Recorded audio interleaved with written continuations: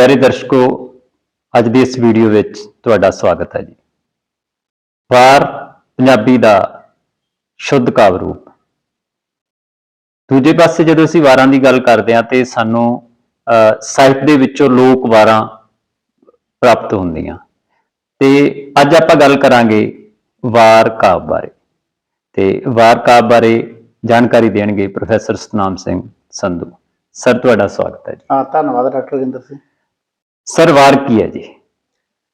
ਗਿੰਦਰ ਸਿੰਘ, ਵਾਰ ਨੂੰ ਪੰਜਾਬੀ ਦਾ ਸ਼ੁੱਧ ਜਾਂ ਪੰਜਾਬੀ ਦਾ ਆਪਣਾ ਕਾਵਿ ਰੂਪ ਕਿਹਾ ਜਾਂਦਾ ਹੈ ਜੀ, ਕਿਉਂਕਿ ਜਦੋਂ ਪੰਜਾਬੀ ਸਾਹਿਤ ਦੀ ਸ਼ੁਰੂਆਤ ਅਸੀਂ ਮੰਨਦੇ ਹਾਂ ਤਾਂ ਭਾਵੇਂ ਉਹਦੇ ਵਿੱਚ ਅਸੀਂ ਪ੍ਰਾਤਨ ਸ਼ਲੋਕ ਹੈ ਜਿਹੜੇ ਉਹ ਬਾਬਾ ਫਰੀਦ ਜੀ ਦੇ ਮੰਨਦੇ ਹਾਂ ਜੀ, ਪਰ ਸਾਡੇ ਕੋਲੇ ਉਸ ਸਮੇਂ ਸੀਨਾ ਵਸੀਨਾ ਜਾਂ ਲੋਕ ਰੂਪ ਦੇ ਵਿੱਚ ਚੱਲਿਆ ਆਉਣ ਵਾਲਾ ਜਿਹੜਾ ਕਾਵਿ ਰੂਪ ਸੀ ਉਹ ਵਾਰ ਹੀ ਸੀ ਜੀ। ਤਾਂ ਤੁਸੀਂ ਜਾਣਦੇ ਹੋ ਕਿ ਸਾਡੇ ਜਦੋਂ ਸਾਹਿਤ ਦੇ ਇਤਿਹਾਸ ਦੀ ਅਸੀਂ ਗੱਲ ਕਰਦੇ ਹਾਂ ਤਾਂ ਸਾਡੇ ਕੋਲੇ ਪਹਿਲਾਂ ਸ਼ੁਰੂ ਤੋਂ ਪ੍ਰਾਤਨ ਵਾਰਾਂ ਜਿਹੜੀਆਂ ਸਾਨੂੰ ਉਹੀ ਮਿਲਦੀਆਂ, ਜਿਹਦੇ ਵਿੱਚ ਕੁਝ ਵਾਰਾਂ ਦਾ ਜਿਹੜਾ ਅਕਸਰ ਜ਼ਿਕਰ ਕੀਤਾ ਜਾਂਦਾ ਹੈ। ਰਾਏ ਕਮਾਲ ਮੌਜ ਦੀ ਵਾਰ, ਲਾਲਾ ਬਹਿਲਮਾ ਦੀ ਵਾਰ, ਮੂਸੇ ਦੀ ਵਾਰ, ਹਸਨੇ ਦੀ ਵਾਰ। ਮੇਰਾ ਮਤਲਬ ਇਹ ਬਹੁਤ ਸਾਰੀਆਂ ਵਾਰਾਂ ਉਹ ਹੈ ਜਿਹੜੀਆਂ ਸਾਡੇ ਸਾਹਿਤ ਦੀ ਸ਼ੁਰੂਆਤ ਜਾਂ ਗੁਰਮੁਖੀ ਦੇ ਵਿੱਚ ਜਿਹੜਾ ਸਾਡਾ ਸਾਹਿਤ ਰਚਿਆ ਗਿਆ ਉਸ ਤੋਂ ਵੀ ਪਹਿਲਾਂ ਪ੍ਰਚਲਿਤ ਸੀ। ਇਹਨਾਂ ਵਾਰਾਂ ਨੂੰ ਕਿਸੇ ਨਾ ਕਿਸੇ ਰੂਪ ਦੇ ਵਿੱਚ ਸਾਡੇ ਸਾਹਿਤ ਰਚਨ ਵਾਲਿਆਂ ਨੇ ਬਾਅਦ ਦੇ ਵਿੱਚ ਆਧਾਰ ਬਣਾਇਆ, ਇਹਨਾਂ ਦੀਆਂ ਧੁਨਾਂ ਨੂੰ ਆਧਾਰ ਬਣਾਇਆ, ਇਹਨਾਂ ਦੇ ਛੰਦ ਪ੍ਰਬੰਧ ਨੂੰ ਆਧਾਰ ਬਣਾਇਆ, ਇਹਨਾਂ ਵਾਰਾਂ ਦੀ ਸੰਰਚਨਾ ਜਾਂ ਸਟਰਕਚਰ ਨੂੰ ਆਧਾਰ ਬਣਾਇਆ। ਬੁਨਿਆਦੀ ਤੌਰ ਤੇ ਜਿਹੜਾ ਵਾਰ ਸ਼ਬਦ ਹੈ, ਜਦੋਂ ਅਸੀਂ ਇਸ ਦੀ ਗੱਲ ਕਰਦੇ ਹਾਂ ਤਾਂ ਵਾਰ ਸ਼ਬਦ ਹੈ ਜਿਹੜਾ ਇਹ ਆਮ ਪ੍ਰਚਲਿਤ ਮਾਲਵੇ ਦਾ ਸ਼ਬਦ ਹੈ। ਮਾਲਵੇ ਦੇ ਵਿੱਚ ਅਕਸਰ ਕਿਹਾ ਜਾਂਦਾ ਹੈ ਕਿ ਫਲਾਣੇ ਨੇ ਮੇਰੇ ਤੇ ਹਥਿਆਰ ਨਾਲ ਵਾਰ ਕੀਤਾ, ਦੂਸਰੇ ਵਿਅਕਤੀ ਨੇ ਮੇਰੇ ਨਾਲ ਸ਼ਬਦਾਂ ਦਾ ਵਾਰ ਕੀਤਾ। ਇਹਦਾ ਮਤਲਬ ਇਹ ਹੋਇਆ ਕਿ ਕਿਸੇ ਵਿਅਕਤੀ ਦੁਆਰਾ ਦੂਸਰੇ ਤੇ ਕੀਤਾ ਗਿਆ ਹਮਲਾ, ਦੂਸਰੇ ਤੇ ਅੰਗਰੇਜ਼ੀ ਭਾਸ਼ਾ ਦਾ ਸ਼ਬਦ ਅਗਰੈਸ਼ਨ ਵਰਤ ਲਈਏ, ਉਸ ਦੇ ਰੂਪ ਦੇ ਵਿੱਚ ਜਦੋਂ ਕੋਈ ਵਿਅਕਤੀ ਦੂਸਰੇ ਵਿਅਕਤੀ ਨੂੰ ਕਿਸੇ ਤਰੀਕੇ ਨਾਲ ਉਸ ਤੇ ਸ਼ਾਬਦਿਕ ਰੂਪ ਦੇ ਵਿੱਚ ਜਾਂ ਕਿਸੇ ਵਿਸ਼ੇਸ਼ ਹਥਿਆਰ ਦੇ ਨਾਲ ਹਮਲਾ ਕਰਦਾ ਤਾਂ ਉਸ ਨੂੰ ਵਾਰ ਕਿਹਾ ਜਾਂਦਾ ਹੈ। ਪਰੰਤੂ ਮੱਧਕਾਲ ਦੇ ਵਿੱਚ ਵਾਰ ਸ਼ਬਦ ਦੇ ਜਿਹੜੇ ਵੱਖ-ਵੱਖ ਵਿਦਵਾਨਾਂ ਦੁਆਰਾ ਅਰਥ ਕੀਤੇ ਗਏ ਹੈ, ਉਸ ਦੇ ਵਿੱਚ ਵਾਰ ਨੂੰ ਲੜਾਈ ਕਰਨਾ, ਜੰਗ ਦਾ ਵਰਣਨ ਕਰਨਾ, ਜੰਗ ਦਾ ਬਿਰਤਾਂਤ ਪੇਸ਼ ਕਰਨਾ, ਵਾਰ-ਵਾਰ ਕਿਸੇ ਚੀਜ਼ ਬਾਰੇ ਗੱਲ ਕਰਨਾ, ਇਹਨਾਂ ਅਰਥਾਂ ਦੇ ਵਿੱਚ ਵੀ ਲਿਆ ਜਾਂਦਾ ਹੈ। ਅਸੀਂ ਇੱਥੇ ਨਾਵਾਂ ਦਾ ਜ਼ਿਕਰ ਨਹੀਂ ਕਰਾਂਗੇ ਜਿਹੜੇ ਵਿਦਵਾਨਾਂ ਨੇ ਵਾਰ ਨੂੰ ਪਰਿਭਾਸ਼ਿਤ ਕਰਨ ਦੀ ਕੋਸ਼ਿਸ਼ ਕੀਤੀ ਹੈ। ਇਸ ਰੂਪ ਦੇ ਵਿੱਚ ਵਾਰ ਦਾ ਬੁਨਿਆਦੀ ਤੌਰ ਤੇ ਆਧਾਰ ਇਹ ਹੁੰਦਾ ਹੈ ਕਿ ਇਹ ਇੱਕ ਐਸਾ ਕਾਵਿ ਰੂਪ ਹੈ ਜਿਹਦੇ ਵਿੱਚ ਕਿਸੇ ਲੜਾਈ ਦਾ ਬਿਰਤਾਂਤ ਦਿੱਤਾ ਜਾਵੇ, ਵਰਣਨ ਕੀਤਾ ਜਾਵੇ, ਉਹਦੇ ਵਿੱਚ ਦੋ ਧਿਰਾਂ ਹੋਣ, ਦੋਨੇ ਧਿਰਾਂ ਦੀ ਟੱਕਰ ਹੈ ਜਿਹੜੀ ਉਸ ਨੂੰ ਦਿਖਾਇਆ ਜਾਵੇ।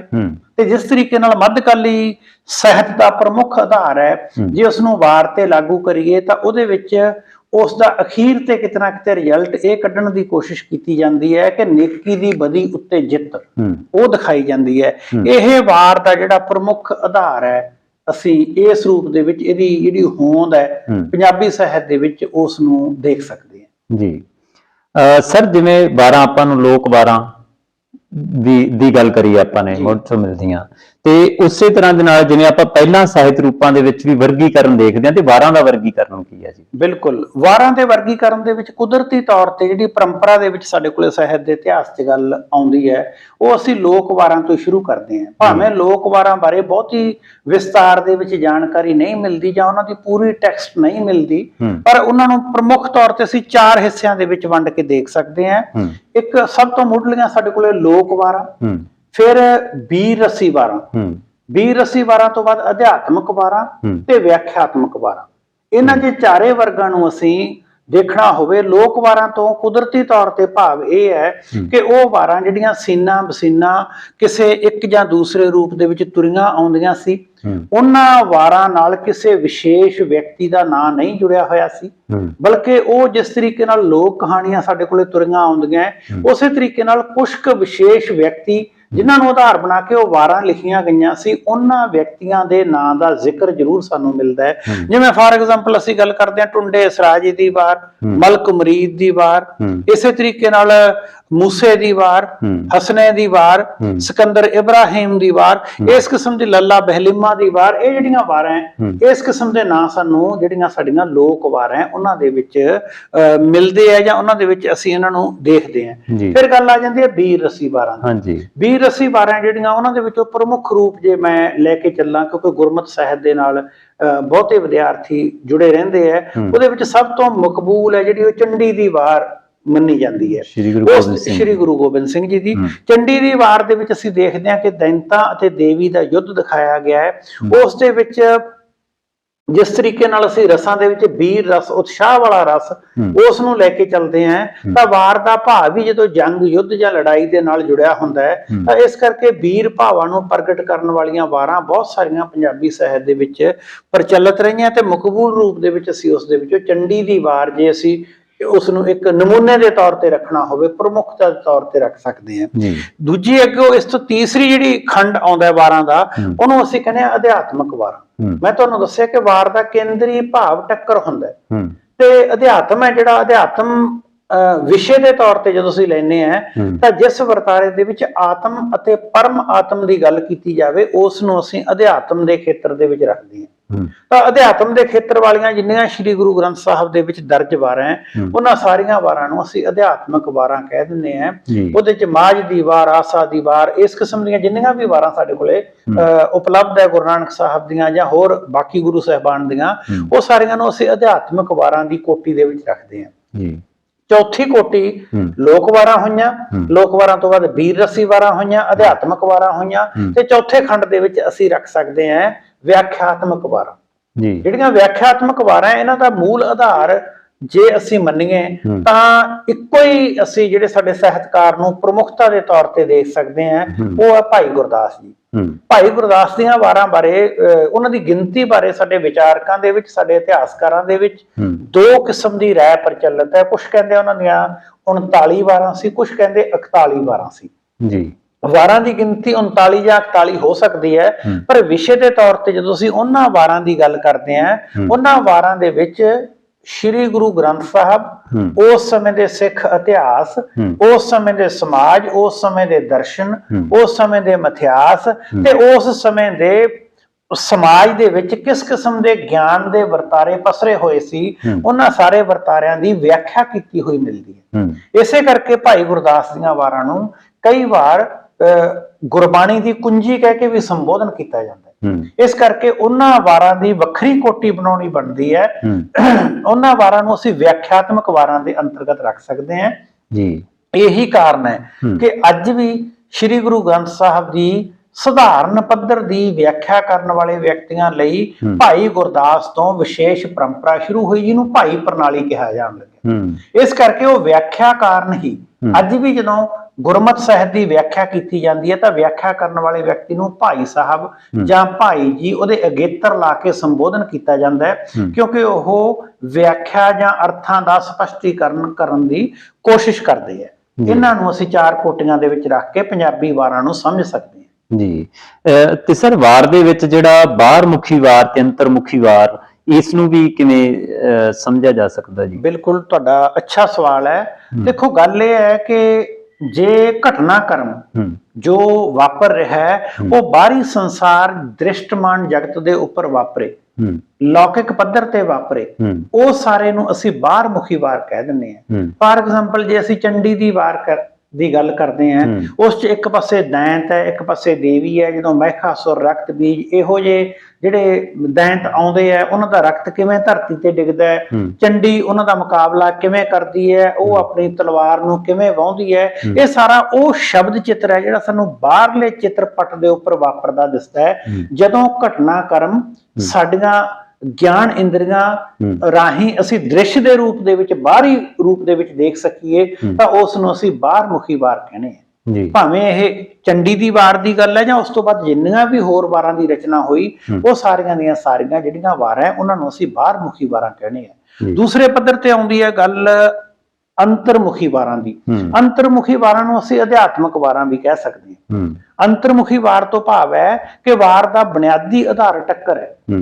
ਜਦੋਂ ਮਨੁੱਖ ਆਪਣੇ ਮਨ ਦੇ ਵਿੱਚ ਆਪਣੇ ਸਵੈ ਜਾਂ ਆਪਣੇ ਆਪ ਨਾਲ ਯੁੱਧ ਕਰਦਾ ਹੈ, ਜਦੋਂ ਉਹ ਆਪਣੇ ਵਿਕਾਰਾਂ ਨਾਲ ਯੁੱਧ ਕਰਦਾ ਹੈ, ਆਪਣੇ ਮਨ ਦੇ ਵਿੱਚ ਪਏ ਹੋਏ 5 ਵਿਕਾਰ, ਜਿਨ੍ਹਾਂ ਨੂੰ ਗੁਰਮਤਿ ਨੇ ਕਾਮ, ਕ੍ਰੋਧ, ਲੋਭ, ਮੋਹ ਤੇ ਹੰਕਾਰ ਕਿਹਾ, ਉਹਨਾਂ 5 ਵਿਕਾਰਾਂ ਨਾਲ ਆਪਣੀ ਅਧਿਆਤਮਕ ਲੜਾਈ ਕਰਨ ਦੀ ਕੋਸ਼ਿਸ਼ ਕਰਦਾ ਹੈ, ਤਾਂ ਉਸ ਨੂੰ ਅਸੀਂ ਕਹਿੰਦੇ ਹਾਂ ਕਿ ਉਹ ਅੰਤਰਮੁਖੀ ਵਾਰ ਦੀ ਕੋਟੀ ਵਿੱਚ ਅਸੀਂ ਰੱਖ ਸਕਦੇ ਹਾਂ। ਜੀ। ਜਿਵੇਂ ਆਸਾ ਦੀ ਵਾਰ ਹੈ, ਮਾਝ ਦੀ ਵਾਰ ਹੈ, ਮਲਾਰ ਦੀ ਵਾਰ ਹੈ, ਇਸੇ ਤਰੀਕੇ ਨਾਲ ਰਾਮਕਲੀ, ਗੁਜਰੀ ਦੀ ਵਾਰ ਹੈ, ਜਾਂ ਸਾਰੰਗ ਦੀ, ਵਡਹੰਸ ਦੀ, ਜਾਂ ਗੌੜੀ ਦੀ ਵਾਰ ਹੈ। ਇਹ ਜਿਹੜੀਆਂ ਸਾਰੀਆਂ ਦੀਆਂ ਸਾਰੀਆਂ ਵਾਰਾਂ, ਇਹਨਾਂ ਨੂੰ ਅਸੀਂ ਅਧਿਆਤਮਕ ਵਾਰਾਂ ਵੀ ਕਹਿ ਸਕਦੇ ਹਾਂ। ਇਹਨਾਂ ਨੂੰ ਅਸੀਂ ਅੰਤਰਮੁਖੀ ਵਾਰਾਂ ਦੇ ਅੰਤਰਗਤ ਰੱਖ ਕੇ ਵੀ ਵਿਚਾਰ ਸਕਦੇ ਹਾਂ। ਇਹ ਬਾਹਰਮੁਖੀ ਵਾਰਾਂ ਤੇ ਅੰਤਰਮੁਖੀ ਵਾਰਾਂ ਮੋਟੇ ਤੌਰ ਤੇ ਸਾਡੇ ਜਿਹੜੇ ਵਾਰਾਂ ਨੂੰ ਸਮਝਣ ਵਾਲੇ ਵਿਅਕਤੀ ਹੈ, ਉਹਨਾਂ ਦੀ ਸਮਝ ਵਾਸਤੇ ਅਸੀਂ ਦੋ ਕੋਟੀਆਂ ਬਣਾ ਲੈਂਦੇ ਹਾਂ, ਤਾਂ ਕਿ ਉਹਨਾਂ ਨੂੰ ਇਹਦੀ ਸਮਝ ਸੌਖੇ ਤਰੀਕੇ ਨਾਲ ਆ ਸਕੇ ਕਿ ਅਸੀਂ ਕਿਸ ਵਾਰ ਦਾ ਅਧਿਐਨ ਕਿਸ ਰੂਪ ਦੇ ਵਿੱਚ ਕਰਨਾ ਹੈ। ਜੀ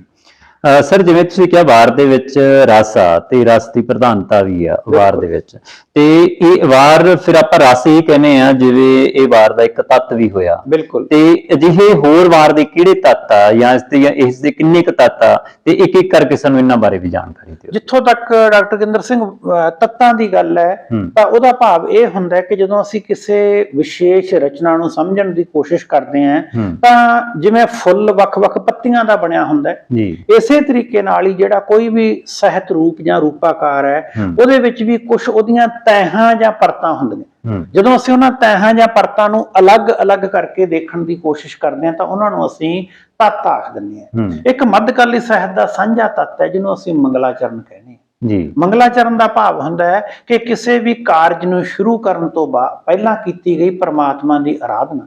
ਅਵਲ ਹਮਦ ਖੁਦਾਏ ਦਾ ਵਿਰਤ ਕੀਚੈ, ਇਸ਼ਕ ਕੀਤਾ ਸੋ ਜਗ ਦਾ ਮੂਲ ਮੀਆਂ। ਇਹ ਕਿਸੇ ਦਾ ਮੰਗਲਾਚਰਨ ਵਾਰਿ ਸ਼ਾਹ ਵੱਲੋਂ ਪੇਸ਼ ਕੀਤਾ ਗਿਆ। ਪ੍ਰਥਮ ਭਗਉਤੀ ਸਿਮਰ ਕੇ ਗੁਰੂ ਨਾਨਕ ਲਈ ਧਿਆਏ, ਇਹ ਗੁਰੂ ਗੋਬਿੰਦ ਸਿੰਘ ਜੀ ਦੀ ਚੰਡੀ ਦੀ ਵਾਰ ਦਾ ਮੰਗਲਾਚਰਨ ਹੈ। ਇਹਦਾ ਮਤਲਬ ਇਹ ਹੋਇਆ ਕਿ ਮੰਗਲਾਚਰਨ ਮੱਧਕਾਲੀ ਕਾਵ ਸਾਹਿਤ ਦਾ ਵਿਸ਼ੇਸ਼ ਤੌਰ ਤੇ ਵਾਰ ਜਾਂ ਕਿੱਸੇ ਦਾ ਉਹ ਪ੍ਰਮੁੱਖ ਆਧਾਰ ਮੰਨਿਆ ਜਾਂਦਾ ਹੈ। ਜਦੋਂ ਅਸੀਂ ਕਿਸੇ ਦੇ ਰਚਨਾ ਵਿਧਾਨ ਦੇ ਵਿੱਚ, ਉਹਦੇ ਬਿਰਤਾਂਤ ਦੇ ਵਿੱਚ ਸ਼ਾਮਲ ਹੋਣ ਦੀ ਕੋਸ਼ਿਸ਼ ਕਰਦੇ ਹਾਂ, ਉਸ ਤੋਂ ਪਹਿਲਾਂ ਕੀਤੀ ਗਈ ਪਰਮਾਤਮਾ ਜਾਂ ਖੁਦਾ ਦੀ ਆਰਾਧਨਾ ਨੂੰ ਮੰਗਲਾਚਰਨ ਕਹਿੰਦੇ ਆ। ਉਹ ਇਹਨਾਂ ਰਚਨਾਵਾਂ ਦਾ ਸਭ ਤੋਂ ਪ੍ਰਮੁੱਖ ਤੱਤ ਮੰਨਿਆ ਜਾਂਦਾ ਹੈ। ਜੀ, ਤੇ ਇਸ ਤੋਂ ਜਿਹੜਾ ਸਰ ਅਗਲਾ ਤੱਤ ਇਸ ਦੇ ਵਿੱਚ ਜਿਵੇਂ ਵਸਤੂ ਵਿਧਾਨ ਦੀ ਵੀ ਗੱਲ ਕਰਦੇ ਆ ਜੀ, ਉਹ ਵੀ ਵਾਰ ਦੇ ਵਿੱਚ ਹੈ ਜੀ, ਤੇ ਇਸ ਦਾ ਵਾਰ ਦਾ ਵਸਤੂ ਵਿਧਾਨ ਕੀ ਹੈ ਜੀ? ਹਾਂ, ਜਿਵੇਂ ਵਸਤੂ ਵਿਧਾਨ ਦੀ ਗੱਲ ਹੁੰਦੀ ਹੈ ਕਿ ਕਿਸ ਕਿਸਮ ਦੀ ਸਥਿਤੀ, ਕਿਸ ਕਿਸਮ ਦਾ ਵਿਚਾਰ, ਕਿਸ ਕਿਸਮ ਦੇ ਭਾਵ ਨੂੰ ਵਾਰ ਦੇ ਵਿੱਚ ਪੇਸ਼ ਕੀਤਾ ਗਿਆ। ਵਸਤੂ ਵਿਧਾਨ ਤੋਂ ਭਾਵ ਇਹ ਹੈ ਕਿ ਜਿਵੇਂ ਅਸੀਂ ਵਾਰ ਬਾਰੇ ਪਹਿਲਾਂ ਹੀ ਸਪਸ਼ਟ ਕੀਤਾ ਹੈ ਕਿ ਇਹਦੇ ਵਿੱਚ ਲੜਾਈ ਦਾ ਵਰਣਨ ਹੁੰਦਾ ਹੈ। ਵਾਰ ਜ਼ਾਹਰਾ ਤੌਰ ਤੇ ਦੋ ਯੋਧਿਆਂ ਦੀ ਟੱਕਰ ਨੂੰ ਬਿਆਨ ਕਰਦੀ ਹੈ। ਵਾਰ ਦੇ ਵਿੱਚ ਇਹ ਦਿਖਾਉਣ ਦੀ ਕੋਸ਼ਿਸ਼ ਕੀਤੀ ਜਾਂਦੀ ਹੈ ਕਿ ਇੱਕ ਨਾਇਕ ਹੁੰਦਾ, ਇੱਕ ਉਹਦਾ ਪ੍ਰਤੀ ਨਾਇਕ ਹੁੰਦਾ, ਤੇ ਦੂਸਰੀ ਆਪਾਂ ਗੱਲ ਕਰਦੇ ਹਾਂ ਟੱਕਰ ਦੀ। ਇਹ ਤਿੰਨੇ ਚੀਜ਼ਾਂ ਰਲ ਕੇ ਵਾਰ ਦਾ ਵਸਤੂ ਵਿਧਾਨ ਨਿਰਧਾਰਿਤ ਕਰਦੀਆਂ। ਜੀ, ਤਾਂ ਉਸ ਵਸਤੂ ਵਿਧਾਨ ਦੇ ਵਿੱਚ ਅਸੀਂ ਇਹ ਦੇਖਦੇ ਹਾਂ ਕਿ ਕਿਸ ਧਿਰ ਦੀ ਟੱਕਰ ਕਿਸ ਦੂਜੀ ਧਿਰ ਨਾਲ ਹੈ। ਜੇ ਉਹ ਬਾਹਰਮੁਖੀ ਵਾਰ ਹੈ ਤਾਂ ਅਸੀਂ ਬਾਹਰੀ ਤੌਰ ਤੇ ਦੇਖਦੇ ਹਾਂ ਕਿ ਇੱਕ ਪਾਸੇ ਦੈਂਤ, ਇੱਕ ਪਾਸੇ ਦੇਵੀ, ਦੋਨੋਂ ਲੜਾਈ ਕਰ ਰਹੇ ਹੈ। ਜਿਸ ਜਗ੍ਹਾ ਤੇ ਲੜ ਰਹੇ ਹੈ ਉੱਥੇ ਘਮਸਾਨ ਦਾ ਯੁੱਧ ਕਿਵੇਂ ਹੋ ਰਿਹਾ ਹੈ, ਉੱਥੇ ਖੂਨ ਕਿਵੇਂ ਡੁੱਲ ਰਿਹਾ ਹੈ, ਜਿੱਥੇ ਖੂਨ ਡੁੱਲਦਾ ਹੈ ਉਸ ਚੋਂ ਨਵੇਂ ਦੈਂਤ ਹੈ ਜਿਹੜੇ ਕਿਵੇਂ ਪੈਦਾ ਹੋ ਰਹੇ ਆ, ਇਸ ਕਿਸਮ ਦਾ ਮਾਹੌਲ ਸਿਰਜਿਆ ਜਾਂਦਾ ਹੈ। ਜਿਹੜੀਆਂ ਅਧਿਆਤਮਕ ਵਾਰਾਂ ਦੇ ਵਿੱਚ ਅਸੀਂ ਜਾਣਦੇ ਹਾਂ ਕਿ ਖਾਸ ਕਿਸਮ ਦੀ ਇੱਕ ਅੰਤਰ ਭਾਵੀ ਤੌਰ ਤੇ ਗੱਲ ਕੀਤੀ ਜਾਂਦੀ ਹੈ, ਮਨ ਬਚਨੀ ਦੇ ਰੂਪ ਦੇ ਵਿੱਚ ਗੱਲ ਕੀਤੀ ਜਾਂਦੀ ਹੈ। ਉਸ ਨੂੰ ਅਸੀਂ ਵਾਰ ਦਾ ਜਿਹੜਾ ਅਧਿਆਤਮਕ ਪੱਖ ਤੋਂ ਉਹਦੇ ਵਿੱਚ ਜੀਵ ਦੀ, ਬ੍ਰਹਮ ਦੀ, ਮਾਇਆ ਦੀ, ਸਮਾਜ ਦੀ, ਇਹਨਾਂ ਸਾਰੇ ਪੱਖਾਂ ਦੀ ਗੱਲ ਕੀਤੀ ਜਾਂਦੀ ਹੈ। ਜਿਸ ਤਰੀਕੇ ਨਾਲ ਸਾਡੇ ਅਧਿਆਤਮਕ ਵਾਰ ਦੇ ਵਿੱਚ ਕੂੜ ਰਾਜਾ, ਕੂੜ ਪ੍ਰਜਾ, ਕੂੜ ਸਭ ਸੰਸਾਰ, ਕੂੜ ਮੰਡਪ, ਕੂੜ ਮਾੜੀ, ਕੂੜ ਬੈਸਣਹਾਰ, ਇਸ ਕਿਸਮ ਦੀਆਂ ਜਿਹੜੀਆਂ ਗੱਲਾਂ ਉਹ ਵੀ ਸਾਨੂੰ ਅੰਤਰਮੁਖੀ ਵਾਰ ਦੇ ਵਿੱਚ ਉਸ ਦੇ, ਜੇ ਆਪਾਂ ਗੱਲ ਕਰੀਏ ਕਿ ਉਸ ਦੇ ਵਸਤੂ ਵਿਧਾਨ ਦੇ ਵਿੱਚ ਦੇਖਣ ਨੂੰ ਮਿਲਦੀਆਂ। ਕਹਿਣ ਤੋਂ ਭਾਵ ਇਹ ਹੈ ਕਿ ਜਿੱਥੇ ਬਾਹਰਮੁਖੀ ਵਾਰ ਦੇ ਵਿੱਚ ਲੜਾਈ ਦਾ ਵਰਣਨ ਹੁੰਦਾ ਹੈ, ਅੰਤਰਮੁਖੀ ਵਾਰ ਦੇ ਵਿੱਚ ਵਿਅਕਤੀ ਦੇ ਅੰਤਰੀ ਭਾਵਾਂ ਤੋਂ ਲੈ ਕੇ ਸਮਾਜ ਦੇ ਕਿਸੇ ਵੀ ਵਿਚਾਰ ਨੂੰ ਪੇਸ਼ ਕੀਤੇ ਜਾਣ ਦੀ ਕੋਸ਼ਿਸ਼ ਹੁੰਦੀ ਹੈ। ਲੋਕ ਵਾਰਾਂ ਦੇ ਵਿੱਚ ਵੱਖਰੇ ਕਿਸਮ ਨਾਲ ਨਾਇਕ ਨੂੰ ਪੇਸ਼ ਕੀਤਾ ਗਿਆ ਹੈ। ਇਸੇ ਤਰੀਕੇ ਨਾਲ ਵਿਆਖਿਆਤਮਕ ਵਾਰ ਦੇ ਵਿੱਚ ਜੇ ਅਸੀਂ ਗੱਲ ਕਰੀਏ ਤਾਂ ਪਹਿਲੀ ਵਾਰ ਦਾ ਵਸਤੂ ਵਿਧਾਨ ਗੁਰੂ ਨਾਨਕ ਸਾਹਿਬ ਦੇ ਜੀਵਨ ਬਰਤਾਂਤ ਨਾਲ ਜੁੜਿਆ ਹੋਇਆ। ਉਹਦੇ ਵਿੱਚ ਭਾਈ ਗੁਰਦਾਸ ਜੀ ਦੱਸਦੇ ਕਿ ਕਿਸ ਪ੍ਰਕਾਰ ਉਦੋਂ ਵਿਚਾਰਾਂ ਦਾ ਅੰਧਕਾਰ ਫੈਲਿਆ ਹੋਇਆ ਸੀ, ਤੇ ਜਦੋਂ ਗੁਰੂ ਨਾਨਕ ਦੇਵ ਜੀ ਦੇ ਵਿਚਾਰਾਂ ਦਾ ਪ੍ਰਕਾਸ਼ ਹੋਇਆ ਤਾਂ ਉਹ ਉੱਥੇ ਵਿਖਿਆਨ ਕਰਦੇ ਆ, ਜਿਉਂ ਕਰ ਸੂਰਜ ਨਿਕਲਿਆ ਤਾਰੇ ਛਪੇ ਅੰਧੇਰ ਪਲੋਆ। ਸਤਿਗੁਰ ਨਾਨਕ ਪ੍ਰਗਟਿਆ ਮਿਟੀ ਧੁੰਦ ਜਗ ਚਾਨਣ ਹੋਆ। ਮੇਰਾ ਮਤਲਬ ਇਹ ਹੈ ਕਿ ਹਰ ਵਾਰ ਦਾ ਉਸ ਦੇ ਵਿਸ਼ੇ ਮੁਤਾਬਕ ਜਿਸ ਅਨੁਸਾਰ ਅਸੀਂ ਵੰਡ ਕੀਤੀ ਹੈ ਉਹਦਾ ਆਪਣਾ ਵਸਤੂ ਵਿਧਾਨ ਹੁੰਦਾ ਹੈ, ਜਿਹਨੂੰ ਉਹ ਨਾਇਕ ਪ੍ਰਤੀ ਨਾਇਕ ਤੇ ਉੱਥੋਂ ਦੇ ਵਾਤਾਵਰਣ ਦੇ ਹਿਸਾਬ ਨਾਲ ਅੱਗੇ ਲੈ ਕੇ ਜਾਂਦੇ ਜੀ। ਤੇ ਇਤਿਹਾਸਕਤਾ ਵੀ ਸਰ ਇਸ ਦਾ ਤੱਤ ਹੈ ਜੀ? ਬਿਲਕੁਲ, ਕਿਉਂਕਿ ਵਾਰ ਦੇ ਵਿੱਚ ਜਿਹੜਾ ਉਹਦਾ ਨਾਇਕ ਅਸੀਂ ਕਿਸ ਨੂੰ ਕਹਿੰਦੇ ਆ, ਨਾਇਕ ਅਸੀਂ ਉਸ ਵਰਤਾਰੇ ਨੂੰ ਜਾਂ ਵਿਅਕਤੀ ਨੂੰ ਆਖਦੇ ਆ ਜਿਹਦੇ ਵਿੱਚ ਇਤਿਹਾਸ ਅਤੇ ਮਿਥਿਹਾਸ ਦਾ ਉਹਦੇ ਨਾਲ ਪ੍ਰਤੀਕਾਤਮਕ ਪ੍ਰਬੰਧ ਜੁੜਿਆ ਹੋਵੇ ਜੀ। ਨਾਇਕ ਪ੍ਰਤੀਕ ਆਤਮਿਕ ਪ੍ਰਬੰਧ ਨਾਲ ਜੁੜੇ ਤੋਂ ਬਿਨਾ ਨਹੀਂ ਬਣਦਾ, ਕਿਉਂਕਿ ਨਾਇਕ ਕੋਈ ਉਦੋਂ ਹੀ ਬਣਦਾ ਹੈ ਜਦੋਂ ਉਸ ਨੂੰ ਗੈਰ ਪ੍ਰਾਕਿਰਤਿਕ ਜਾਂ ਮਿਥਿਹਾਸਕ ਤਾਕਤਾਂ ਪ੍ਰਾਪਤ ਹੋਣ। ਤਾਂ ਉਹਦੇ ਵਿੱਚ ਇਤਿਹਾਸਕਤਾ ਕੁਦਰਤੀ ਤੌਰ ਤੇ ਆ ਜਾਂਦੀ ਹੈ, ਕਿਉਂਕਿ ਮਿਥਿਹਾਸ ਹੈ ਜਿਹੜਾ ਇਹ ਰਾਤੋਂ ਰਾਤ ਪੈਦਾ ਨਹੀਂ ਹੁੰਦਾ, ਇਹਦੇ ਪਿੱਛੇ ਲੰਬੀ ਕਹਾਣੀ ਪਈ ਹੁੰਦੀ ਹੈ। ਜੇ ਅਸੀਂ ਚੰਡੀ ਦੀ ਵਾਰ ਦੀ ਗੱਲ ਕਰੀਏ ਵਿਸ਼ੇਸ਼ ਤੌਰ ਤੇ, ਤਾਂ ਅਸੀਂ ਸਾਰੇ ਦੇਖਦੇ ਹਾਂ ਕਿ ਚੰਡੀ ਦਾ ਭਾਰਤੀ ਸਮਾਜ ਦੇ ਵਿੱਚ, ਨਾ ਸਿਰਫ ਪੰਜਾਬੀ ਦੇ ਵਿੱਚ ਬਲਕਿ ਸਾਡੇ ਹੋਰ ਸਮਕਾਲੀ ਜਿਹੜੇ ਸਾਹਿਤ ਹੈ ਉਹਨਾਂ ਦੇ ਵਿੱਚ ਵੀ ਵਰਣਨ ਮਿਲਦਾ ਹੈ, ਉਹਨਾਂ ਦੇ ਵਿੱਚ ਵੀ ਚਿਤਰਨ ਮਿਲਦਾ ਹੈ। ਇਸੇ ਤਰੀਕੇ ਨਾਲ ਜਦੋਂ ਅਸੀਂ ਰਕਤ ਬੀਜ ਦੀ ਗੱਲ ਕਰਦੇ ਹਾਂ, ਉਹਦੇ ਖੂਨ ਦੇ ਵਿੱਚੋਂ ਤੁਪ ਕੇ ਡਿੱਗ ਕੇ ਨਵੇਂ ਜਿਹੜੇ ਹੈਗੇ ਆ ਵਿਅਕਤੀ ਉਹਨਾਂ ਦਾ ਪੈਦਾ ਹੋਣਾ, ਇਹ ਸਾਰਾ ਜਿਹੜੀਆਂ ਕਥਾ ਕਹਾਣੀਆਂ ਸਾਨੂੰ ਇਹਦੇ ਵਿੱਚ ਇਤਿਹਾਸ ਅਤੇ ਮਿਥਿਹਾਸ ਦਾ ਸੁਮੇਲ ਮਿਲਦਾ ਹੈ। ਤੇ ਅਸੀਂ ਇਹ ਜਾਣਦੇ ਹਾਂ ਕਿ ਵਾਰਾਂ ਬਹੁਤੀ ਵਾਰੀ ਜਿਹੜੇ ਸਾਡੇ ਜਿਹੜੀਆਂ ਵਿਸ਼ੇਸ਼ ਤੌਰ ਤੇ ਬਾਹਰ ਮੁਖੀ ਵਾਰਾਂ ਹੈ, ਉਹਨੂੰ ਲੜਨ ਵਾਲੇ ਜਿਹੜੇ ਕਰੈਕਟਰ ਹੁੰਦੇ ਆ ਉਹ ਇਤਿਹਾਸਕ ਹੀ ਹੁੰਦੇ ਆ। ਉਹ ਜਿਹੜੀ ਜੰਗ ਹੈ ਇਹ ਆਪਣੇ ਆਪ ਦੇ ਵਿੱਚ ਇਤਿਹਾਸ ਦਾ ਅੰਗ ਬਣ ਜਾਂਦੀ ਹੈ। ਜੇ ਕਿਤੇ ਵੀ ਕੋਈ ਲੜਾਈ ਹੁੰਦੀ ਹੈ, ਜਦੋਂ ਉਸ ਦਾ ਵਰਣਨ ਅਸੀਂ ਦੇਖਦੇ ਹਾਂ ਤਾਂ ਉਹਦੇ ਵਿੱਚ ਇਤਿਹਾਸ ਆ ਜਾਂਦਾ ਹੈ, ਤੇ ਜਦੋਂ ਵਾਰ ਦੇ ਵਿੱਚ ਇੱਕ ਨਾਇਕ ਜਾਂ ਯੋਧਾ ਖੜਾ ਕੀਤਾ ਜਾਂਦਾ ਉਹਦੇ ਨਾਲ ਨਾਲ ਮਿਥਿਹਾਸਕ ਹਵਾਲੇ ਵੀ ਜੋੜ ਦਿੱਤੇ ਜਾਂਦੇ ਆ। ਇਸ ਕਰਕੇ ਜਦੋਂ ਵਾਰ ਦੀ ਟੱਕਰ ਬਿਆਨ ਕਰਦੇ ਆ ਤਾਂ ਉਹ ਇਤਿਹਾਸਕ ਤੇ ਮਿਥਿਹਾਸਕ ਹਵਾਲਿਆਂ ਦਾ ਸੰਗਮ ਬਣ ਕੇ ਪੇਸ਼ ਹੁੰਦੀ ਹੈ ਜੀ। ਜਿਵੇਂ ਸਰ ਤੁਸੀਂ ਗੱਲ ਇਸ ਦੇ ਵਿੱਚ ਨਾਇਕ ਦੀ ਕੀਤੀ ਹੈ ਜੀ, ਤੇ ਨਾਇਕ ਤੱਤ ਬਣ ਜਾਂਦਾ ਜੀ ਫਿਰ ਵਾਰ ਦਾ? ਬਿਲਕੁਲ, ਜਿਹੜਾ ਨਾਇਕ ਹੈ, ਜਿੰਨਾ ਚਿਰ ਜਿਹੜਾ ਇੱਕ ਅਸੀਂ ਟਰਮ ਵਰਤਦੇ ਆ ਪਾਤਰ ਤੇ ਨਾਇਕ, ਇਹਨਾਂ ਦੋਨਾਂ ਦਾ ਸਾਨੂੰ ਅੰਤਰ ਸਮਝਣ ਦੀ ਲੋੜ ਹੈ। ਪਾਤਰ ਜਦੋਂ ਕੋਈ ਸਧਾਰਨ ਵਿਅਕਤੀ ਸਧਾਰਨ ਘਟਨਾਵਾਂ ਦੀ ਗੱਲ ਕਰਦਾ ਉਹਨੂੰ ਅਸੀਂ ਪਾਤਰ ਕਹਿੰਦੇ ਆ। ਇਹ ਆਧੁਨਿਕ ਸਮੇਂ ਦੀ ਦੇਣ ਹੈ। ਜਦੋਂ ਕੋਈ ਵਿਸ਼ੇਸ਼ ਵਿਅਕਤੀ ਵਿਸ਼ੇਸ਼ ਕਿਸਮ ਦੀਆਂ ਗੈਰ ਪ੍ਰਕਿਰਤਿਕ ਸ਼ਕਤੀਆਂ ਲੈ ਕੇ ਆਪਣਾ ਬਲ ਦਿਖਾਉਂਦਾ ਹੈ, ਉਸ ਨੂੰ ਅਸੀਂ ਇਹ ਕਹਿ ਦਿੰਦੇ ਕਿ ਉਹ ਨਾਇਕ ਹੈ। ਸਧਾਰਨ ਵਿਅਕਤੀ ਨਾਇਕ ਨਹੀਂ ਹੁੰਦਾ, ਉਹ ਮੁੱਖ ਪਾਤਰ ਹੋ ਸਕਦਾ ਹੈ। ਮੱਧਕਾਲ ਦੇ ਵਿੱਚ ਨਾਇਕ ਜਦੋਂ ਸਿਰਜੇ ਜਾਂਦੇ ਸੀ ਤਾਂ ਉਸ ਨਾਇਕ ਦੀ ਸਿਰਜਣਾ ਵਾਰ ਦਾ ਪ੍ਰਮੁੱਖ ਆਧਾਰ ਸੀ। ਸਧਾਰਨ ਵਿਅਕਤੀ ਦੀ ਵਾਰ ਤਾਂ ਬਣ ਹੀ ਨਹੀਂ ਸਕਦੀ। ਵਾਰ ਕਿਸੇ ਯੋਧੇ ਦੀ ਬਣੂਗੀ, ਕਿਸੇ ਬਲਵਾਨ ਪੁਰਸ਼ ਦੀ ਬਣੂਗੀ, ਕਿਸੇ ਮਿਥਿਹਾਸਕ ਕਰੈਕਟਰ ਦੀ ਬਣੂਗੀ। ਇਸ ਕਰਕੇ ਜਿਹੜੀ ਚੰਡੀ ਹੈ ਉਹ ਇੱਕ ਨਾਇਕ ਹੈ, ਉਸ ਦਾ ਇੱਕ ਆਪਣਾ ਕਰੈਕਟਰ ਹੈ। ਉਸ ਕਰੈਕਟਰ ਦੇ ਹਿਸਾਬ ਨਾਲ ਅਸੀਂ ਉਸ ਨੂੰ ਪ੍ਰਮੁੱਖਤਾ ਦਿੱਤੀ ਹੋਈ ਹੈ। ਇਸੇ ਕਰਕੇ ਅਸੀਂ ਇਹ ਕਹਿੰਦੇ ਆ ਕਿ ਵਾਰ ਦੇ ਵਿੱਚ ਜਿਹੜਾ ਲੜਾਈ ਦਾ ਪ੍ਰਮੁੱਖ ਆਧਾਰ ਬਣਦਾ ਉਹ ਚ ਨਾਇਕ ਪ੍ਰਤੀ ਨਾਇਕ ਤੇ ਟੱਕਰ, ਤਿੰਨੋਂ ਚੀਜ਼ਾਂ ਦਾ ਹੋਣਾ ਜ਼ਰੂਰੀ ਹੈ। ਕਿਉਂਕਿ ਜਿਹੜਾ ਨਾਇਕ ਹੈ ਜਦੋਂ ਉਹੀ ਯੁੱਧ ਕਰਦਾ ਉਹਦਾ ਹੀ ਵਰਣਨ ਅੱਗੇ ਜਾ ਕੇ ਪੇਸ਼ ਹੁੰਦਾ ਹੈ। ਤੇ ਮੱਧਕਾਲੀ ਸਾਹਿਤ ਦੇ ਵਿੱਚ ਪਾਤਰਾਂ ਦੀ ਬਜਾਏ ਨਾਇਕਾਂ ਦੀ ਸਿਰਜਣਾ ਹੁੰਦੀ ਸੀ। ਇਸ ਕਰਕੇ ਇਹ ਮੱਧਕਾਲੀ ਸਾਹਿਤ ਦੇ ਪ੍ਰਮੁੱਖ ਤੱਤ ਦੇ ਤੌਰ ਤੇ ਅਸੀਂ ਨਾਇਕ ਨੂੰ ਇੱਥੇ ਲੈਂਦੇ ਹਾਂ ਜੀ। ਤੇ ਨਾਇਕ ਜਿਹੜਾ ਨਾਇਕ ਇਸ ਦੇ ਵਿੱਚ ਵਾਰ ਚ ਹੈ ਜੀ, ਉਸ ਦੀ ਕਿਉਂਕਿ ਵਾਰ ਦੇ ਵਿੱਚ ਆਪਾਂ ਜਦੋਂ ਦੇਖਦੇ ਹਾਂ ਉਸ ਦਾ ਪ੍ਰਸ਼ੰਸਾ ਜਿਹੜੀ ਉਹ ਪ੍ਰਸ਼ੰਸਾ ਦਾ ਨੂੰ ਮਤਲਬ ਕਿਵੇਂ ਤੁਸੀਂ ਜਿਹੜਾ ਹੈ ਸਾਡੇ ਪਾਠਕ ਇਹਨਾਂ ਨੂੰ ਦੱਸੋਗੇ ਦਰਸ਼ਕਾਂ ਨੂੰ? ਦੇਖੋ, ਗੱਲ ਇਹ ਹੈ ਕਿ ਨਾਇਕ ਨੂੰ ਸਿਰਜਿਆ ਜਾਂਦਾ ਹੈ ਜੀ। ਨਾਇਕ ਨੂੰ ਸਿਰਜਣ ਵੇਲੇ ਜਦੋਂ ਅਸੀਂ ਕਿਸੇ ਨੂੰ ਮਹਾਬਲੀ ਬਣਾਉਣੇ ਆ, ਕਿਸੇ ਵਿਅਕਤੀ ਨੂੰ ਬਲਵਾਨ ਬਣਾਉਣੇ ਆ, ਤਾਂ ਸਭ ਤੋਂ ਪਹਿਲਾਂ ਅਸੀਂ ਉਹਦੀ ਉਸਤਤ ਕਰਕੇ ਦੱਸਦੇ ਆ ਕਿ ਉਹ ਬਲਵਾਨ ਕਿਉਂ ਹੈ ਜੀ। ਉਹਦੇ ਵਿੱਚ ਕਿੰਨੇ ਬੰਦਿਆਂ ਜਿੰਨੀ ਤਾਕਤ ਸੀ, ਤਲਵਾਰ ਦਾ ਕਿੰਨਾ ਧਨੀ ਸੀ, ਉਸ ਦੇ ਅੰਦਰ ਹੋਰ ਕਿਹੜੇ ਕਿਹੜੇ ਗੁਣ ਸੀ, ਉਹ ਪ੍ਰਕਿਰਤਿਕ ਸ਼ਕਤੀਆਂ ਨੂੰ ਗੈਰ ਪ੍ਰਾਕਿਰਤਿਕ ਰੂਪ ਦੇ ਵਿੱਚ ਕਿਵੇਂ ਮੋੜ ਸਕਦਾ ਸੀ। ਇਹ ਸਾਰੀ ਦੀ ਸਾਰੀ ਨਾਇਕ ਦੀ ਪ੍ਰਸ਼ੰਸਾ ਦਾ ਹਿੱਸਾ ਹੀ ਬਣਦੇ ਆ। ਕਿਉਂਕਿ ਜਦੋਂ ਅਸੀਂ ਬਲ ਦੀ ਗੱਲ ਕਰਦੇ ਹਾਂ, ਜਦੋਂ ਅਸੀਂ ਚੰਡੀ ਦੀ ਗੱਲ ਕਰਦੇ ਹਾਂ, ਤਾਂ ਚੰਡੀ ਦੇ ਜਿਹੜੇ ਆਪਾਂ ਕਰੈਕਟਰ ਨੂੰ ਜਦੋਂ ਲੈਂਦੇ ਆ ਤਾਂ ਉਸ ਦੇ ਵਿੱਚ ਉਸ ਨੂੰ ਇਸ ਤਰੀਕੇ ਨਾਲ ਹਵਾਲਿਆਂ ਦੇ ਨਾਲ ਪੇਸ਼ ਕੀਤਾ ਗਿਆ ਹੈ ਕਿ ਉਸ ਨੂੰ ਸਾਰੀਆਂ ਉਹਨਾਂ ਸ਼ਕਤੀਆਂ ਦੀ ਪ੍ਰਾਪਤੀ ਸੀ ਜਿਨ੍ਹਾਂ ਨਾਲ ਉਹ ਦੈਂਤਾਂ ਦਾ ਵਿਨਾਸ਼ ਕਰ ਸਕਦੀ ਸੀ। ਇਸ ਕਰਕੇ ਪਹਿਲਾਂ ਪ੍ਰਸ਼ੰਸਾ ਰਾਹੀਂ ਨਾਇਕ ਦੀ ਸਿਰਜਣਾ ਕੀਤੀ ਜਾਂਦੀ ਹੈ, ਤੇ ਨਾਇਕ ਦੀ ਸਿਰਜਣਾ ਪ੍ਰਸ਼ੰਸਾ ਤੋਂ ਬਿਨਾਂ ਸੰਭਵ ਹੀ ਨਹੀਂ ਹੁੰਦੀ। ਜੀ ਇਸ ਕਰਕੇ ਨਾਇਕ ਨੂੰ ਜਦੋਂ ਲਿਖਤ ਦੇ ਵਿੱਚ ਉਭਾਰਿਆ ਜਾਂਦਾ ਹੈ ਤਾਂ ਉਹਨੂੰ ਸਭ ਤੋਂ ਪਹਿਲਾਂ ਦੱਸਿਆ ਜਾਂਦਾ ਹੈ ਕਿ ਉਹ ਸਮਾਜ ਦੇ ਬਾਕੀ ਵਿਅਕਤੀਆਂ ਨਾਲੋਂ ਵੱਖਰਾ ਕਿਵੇਂ ਸੀ, ਸਮਾਜ ਨੂੰ ਸੇਧ ਦੇਣ ਵਾਲਾ ਕਿਵੇਂ ਸੀ, ਸਮਾਜ ਦੇ ਵਿੱਚ ਵਿਰੋਧੀ ਤਾਕਤਾਂ ਨਾਲ ਟੱਕਰ ਲੈਣ ਦਾ ਹੌਸਲਾ ਕਿਵੇਂ ਰੱਖਦਾ ਸੀ, ਉਹ ਇਤਿਹਾਸ ਨੂੰ ਅਤੇ ਮਿਥਿਹਾਸ ਨੂੰ ਆਪਣੇ ਮੁਤਾਬਕ ਬਦਲਣ ਅਤੇ ਉਹਦੇ ਨਾਲ ਲੜਨ ਦੀ ਤਾਕਤ ਕਿਵੇਂ ਰੱਖਦਾ ਸੀ, ਇਹ ਸਾਰੇ ਕੁਝ ਨੂੰ ਜਦੋਂ ਬੈਂਤ ਦੇ ਵਿੱਚ ਬਿਆਨ ਕੀਤਾ ਜਾਂਦਾ ਹੈ ਤੇ ਫਿਰ ਇਸ ਨੂੰ ਗਾਇਨ ਤੱਕ ਲੈ ਕੇ ਜਾਂਦਾ ਹੈ ਤਾਂ ਹੀ ਉਹ ਵੀਰ ਰਸੀ ਭਾਵਾਂ ਨੂੰ ਪੈਦਾ ਕਰਦਾ ਹੈ।